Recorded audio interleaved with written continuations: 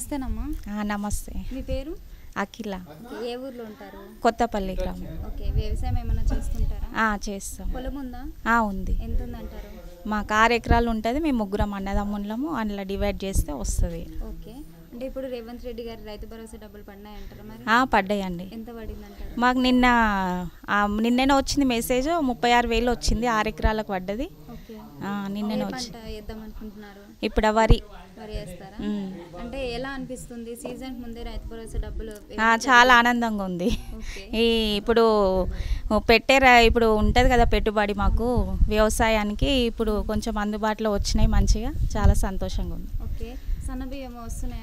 చాలా సూపర్. అవి అయితే ఎలా ఉన్నాయి? పండించిన బియ్యం లాగానే ఉన్నాయి సేమ్.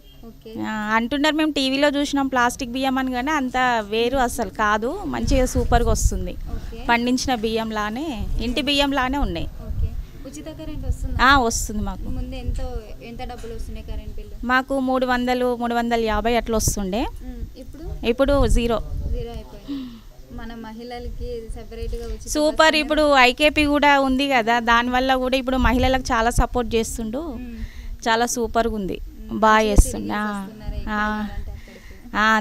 తిరుగుతున్నాం. ఇక అది వచ్చింది కానీ అన్నీ బాగానే ఉన్నాయి. ఇందిరమ్మ ఇల్లు శాంక్షన్ అయింది. ఎలా అనిపిస్తుంది? ఇంతవరకు అవ్వలేదు, ఇప్పుడు అనిపిస్తుంది. ఇప్పుడు బడుగు వర్గాలు కూడా, చిన్న వాళ్ళు కూడా, అసలు లేని వాళ్ళు, పేదలు, నిరుపేదలు కూడా కట్టుకోగలుగుతున్నారు. ఇప్పుడు ఉన్న జాగలో కూడా 60 గజాలల్లో చాలా సూపర్గా కట్టుకుంటున్నారు. ఇప్పుడు మా ఊర్లో కూడా ఇప్పుడు చాలా బిల్డింగ్లు అవుతాయి. ఇక ఇంతకుముందు లేకుండే, ఇప్పుడు పాత ఓపెన్ ప్లేస్లు ఉన్నాయి కూడా, ఇండ్లు తయారయ్యేటట్టుగా ఉంది. సూపర్గా అయిపోతుంది. ఓవరాల్గా రేవంత్ రెడ్డి గారి పరిపాలన ఎలా ఉందంటే ఏం చెప్తారు? బాగుంది. ముఖ్యమంత్రిగా మళ్ళీ రేవంత్ రెడ్డి గారే ఉండాలి. రావాలి. Thanks so much. Subscribe us and press the bell icon for more interesting updates.